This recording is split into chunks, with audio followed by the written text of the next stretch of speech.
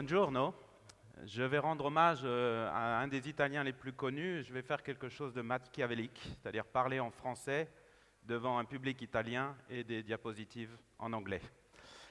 Il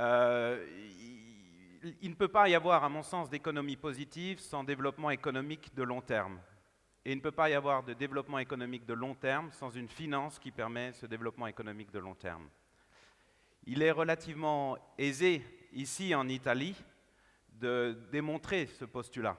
Pendant des siècles, l'Italie a été le centre financier mondial, moderne, au Quattrocento, durant la Renaissance, et ce développement économique a été permis, favorisé, comme vous le savez, par une finance moderne. C'est ici que sont apparus les outils qu'on utilise encore au quotidien, le plus massivement dans le système financier, les lettres de change, les lettres de crédit, la garantie sur stock. C'est ces outils financiers qui ont permis ce développement économique. Sans eux, la Renaissance n'aurait jamais eu lieu. Or, ce postulat, qui semble évident, est en fait aujourd'hui très peu rempli.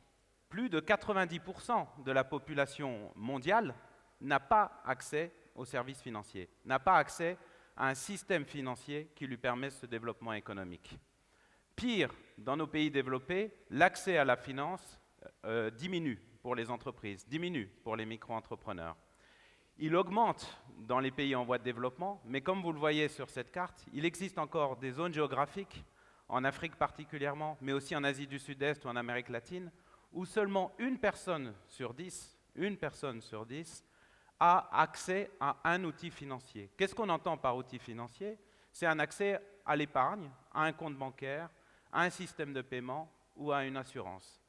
Dites-vous bien que 9 personnes sur 10 dans ce monde, et quasiment l'écrasante majorité de la population africaine, n'a pas de compte bancaire, ne peut pas faire de virement, n'a pas de crédit, ne peut pas emprunter si c'est un petit agriculteur et qu'il a besoin d'acheter de l'engrais, même pour 50 € ou pour 100 € pour favoriser sa récolte.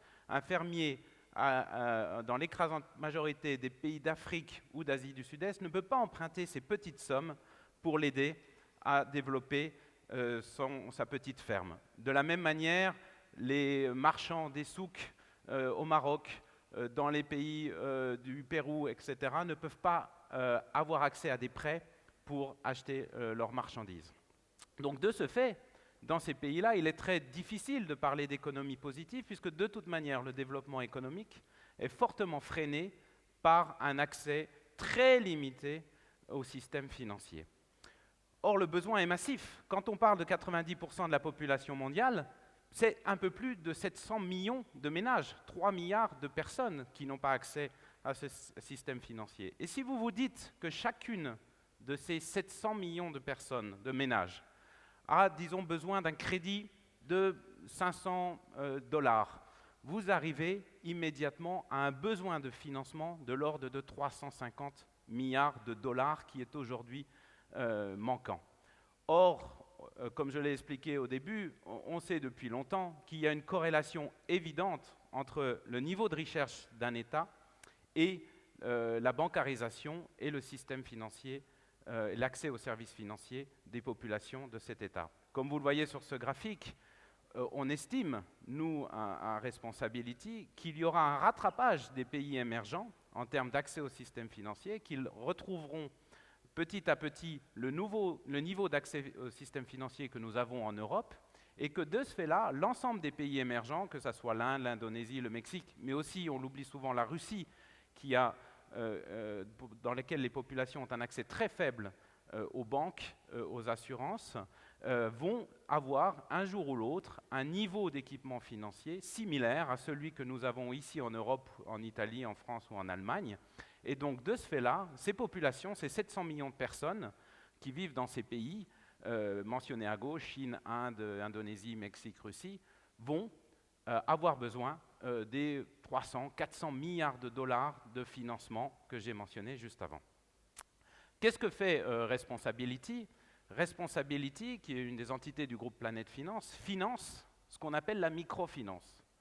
C'est-à-dire que nous apportons des financements à des institutions financières dans les pays émergents pour leur permettre d'apporter elles-mêmes des crédits, de l'épargne aux micro-entrepreneurs, aux entrepreneurs de ces pays.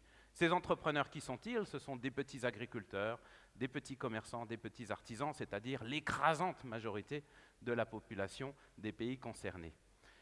Ce qu'on appelle microfinance, en fait, ce n'est pas du tout micro. C'est micro parce que ça cible ce qu'on appelle des micro-entrepreneurs, mais qui, encore une fois, dans les pays mentionnés, représentent 90% de la population. 90% de la population du Kosovo, qui est en photo ici, ou du Maroc, ce sont des agriculteurs, des petits commerçants et des petits artisans. Donc ce n'est pas du tout micro pour le pays. Pas plus que c'est micro en termes de taille. Vous voyez que sur cette photo que cette institution de microfinance au Kosovo a un statut bancaire, c'est une banque, c'est devenu la première banque du Kosovo. Vous allez me dire, le Kosovo c'est un petit pays, mais il y a plein d'autres exemples dans le monde qui montrent que ces institutions de microfinance sont aujourd'hui les principales institutions financières des pays concernés. Et c'est une organisation, Procredit, au Kosovo, qui offre des services financiers aujourd'hui à 2 Kosovars sur 3, qui n'avaient pas, il y a 15 ans, accès du tout aux services financiers. Et ce que nous faisons, c'est que nous apportons les financements à Procredit Kosovo, comme à un peu plus de 300 institutions financières, dites institutions de microfinance dans le monde, pour leur permettre d'apporter elles-mêmes des financements aux micro-entrepreneurs, aux petits artisans et aux petits commerçants de ces pays concernés. Et par ce faisant, nous aidons au développement économique de ces pays, nous aidons à l'accès aux services financiers de ces populations et nous pensons favoriser le développement économique et c'est notre contribution à l'économie positive. Donc comme vous le constatez, ce phénomène est mondial puisque dans tous les pays, les micro-entrepreneurs, les entrepreneurs ont besoin intégrante d'un système financier, ont besoin de crédit, ont besoin d'assurance pour se protéger, ont besoin d'épargner pour financer leurs projets futurs et ont besoin de transferts d'argent pour générer leur paiement. Et aujourd'hui, ce système financier est très peu développé dans de grands pays et la microfinance, en fait, c'est une part intégrante de ce système financier. C'est visé à développer dans tous ces pays-là un système financier intégré. En Europe, ce qu'on appellerait microfinance, ce sont nos caisses d'épargne, Raiffeisen, Rabobank, ici les crédits municipaux italiens qui ont existé dans tous les pays, c'est-à-dire une banque de proximité qui finance l'économie réelle dans le pays concerné. La microfinance s'est beaucoup développée. Elle a atteint aujourd'hui un peu plus de 100 milliards de dollars de total bilan, mais comme je l'expliquais juste avant, le marché est considérable. C'est 700 millions de ménages qui ont besoin d'accès aux services financiers. Aujourd'hui, seulement 150 millions sont couverts par ce qu'on appelle la microfinance. Plus de 500 millions de ménages, 3 milliards de personnes, n'ont pas encore accès à cela. L'écrasante majorité d'entre eux est en Asie. Il y a un peu plus de 200 millions de ménages en Asie, en Inde, en Chine, en Indonésie, aux Philippines, qui sont encore complètement privés des outils financiers auxquels vous avez accès. Ils ne peuvent pas épargner, ils n'ont pas de compte bancaire et ils ne peuvent pas avoir accès au crédit. Alors, comment on peut financer ces institutions de microfinance? Le postulat que nous avons fait à Responsability est de se dire, utilisons le système financier habituel, conventionnel, même si il est beaucoup montré du doigt ces temps-ci en Europe comme étant la cause de beaucoup de nos soucis, il est aussi à l'origine de nos succès. Donc, utilisons le système financier traditionnel, les banques, pour mobiliser l'épargne des Européens, pour financer le développement économique des pays émergents par la microfinance. Nous le faisons aussi sur d'autres secteurs d'activité, puisque nous finançons aussi l'agriculture, l'éducation ou la santé dans ces mêmes pays.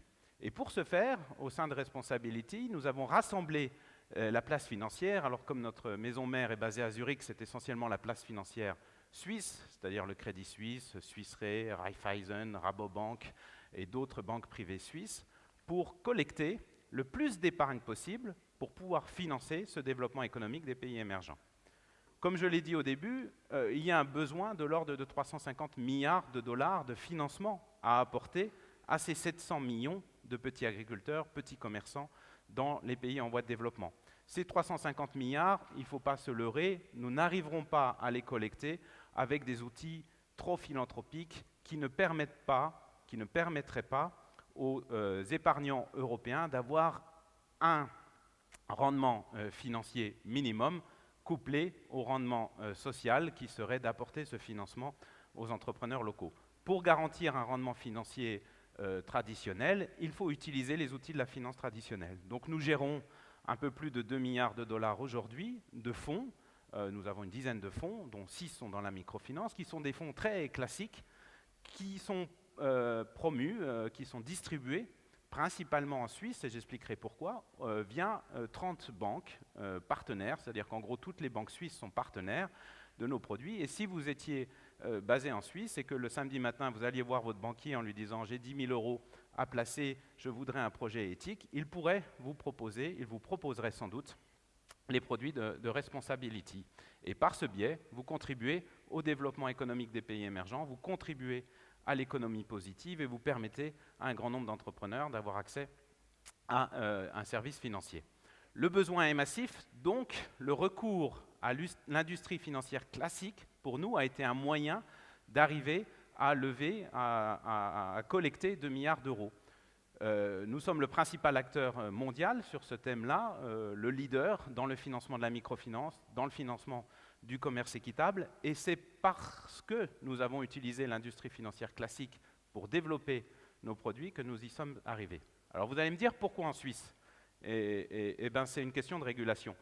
Malheureusement, le régulateur européen, à Bruxelles et dans les différents pays d'Europe, considère que nos produits sont très dangereux et ne doivent pas être proposés à la population. Ils sont trop risqués, soi-disant, ils ne répondent pas à un besoin.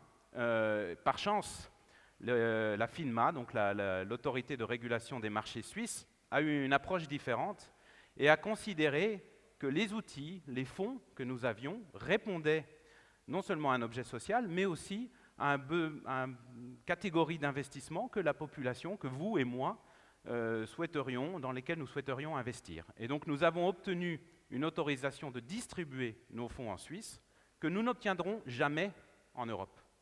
Jamais en Europe parce que nos fonds sont classés parmi les catégories de fonds alternatifs, comme si nous étions un hedge fund qui investissait dans des projets immobiliers à fort effet de levier, comme si nous investissions sur des matières premières risquées, comme si nous prenions des paris sur l'effondrement des devises les unes par rapport aux autres. Alors que nos produits sont très stables, puisque ces micro-entrepreneurs ont des activités économiques, ils remboursent les institutions de microfinance, qui elles-mêmes nous remboursent, et que nous avons toujours eu un rendement financier pour nos investisseurs supérieur à 3% par an, qui est nettement au-dessus des autres outils qui leur sont proposés. Nous avons des équipes de risk management, nous sommes un peu plus de 200 à responsabilité, donc nous sommes tout à fait capables de répondre aux canons, aux demandes des institutions financières et des régulateurs. Mais c'est un postulat qui nous permet malheureusement de ne pas distribuer, ne nous permet pas de distribuer nos produits ni en France, ni en Allemagne, ni en Italie, auprès du grand public. Et donc de ce fait-là, aujourd'hui, le développement d'une épargne populaire pour favoriser l'économie positive dans les pays émergents, mais aussi en Europe, est très limité. Les outils financiers qui vous sont proposés, en général par vos banques, ne permettent très rarement, à quelques exceptions, et il y en a quelques-uns qui seront présentés dans la journée, ne vous permettent pas de contribuer à ce qui serait un développement économique général par une finance positive à cause de ces éléments de régulation. Quand même quelques chiffres, puisque dans ce tableau, comme je l'ai expliqué, grâce au fait qu'en Suisse, nous avons pu, par un partenariat avec 30 banques, lever de l'argent. Nous gérons aujourd'hui donc un peu plus de 2 milliards de dollars, ce qui fait de nous le leader dans ce secteur, et nous permet de financer 238 de ces institutions de microfinance dans un peu plus de 90 pays. Donc c'est pour montrer que c'est massif. Ces institutions de microfinance, les 250 institutions de microfinance que nous finançons, ont un peu plus de 45 millions de clients, d'entrepreneurs, petits artisans, petits commerçants qu'elles financent. Donc c'est un nombre de populations considérable. Ce sont des institutions financières régulées, de grande taille. La plus grande institution financière de notre portefeuille, Mi Banco, au Pérou, c'est un peu plus de 9 milliards de dollars de total bilan, parce qu'elle finance plus de 200 000 petits commerçants au Pérou. Donc ce n'est pas quelque chose de micro, c'est vraiment quelque chose de massif. Il faut le voir comme une caisse d'épargne, comme une banque d'un pays qui apporte un financement important à toute la population de ce pays.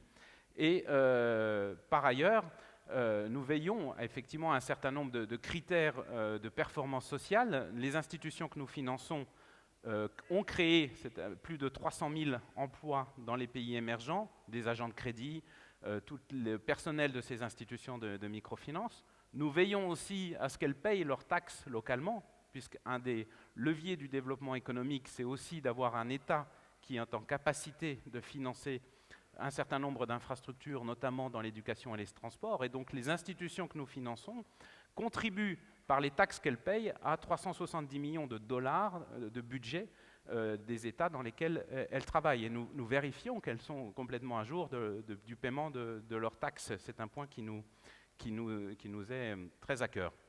Nous existons depuis plus de 11 ans aujourd'hui, donc nous avons un track record de reconnu. Voilà. Donc, comme vous l'avez compris, il n'y a pas d'économie positive sans une finance qui permet ce développement économique. Une grande partie de la population mondiale est encore privée d'un accès à la finance qui lui permettrait de contribuer à ce développement économique. Notre objectif est de favoriser cet accès par ce qu'on appelle la microfinance, mais qu'il faut comprendre comme un accès, un développement d'un système financier tout à fait classique dans les pays émergents.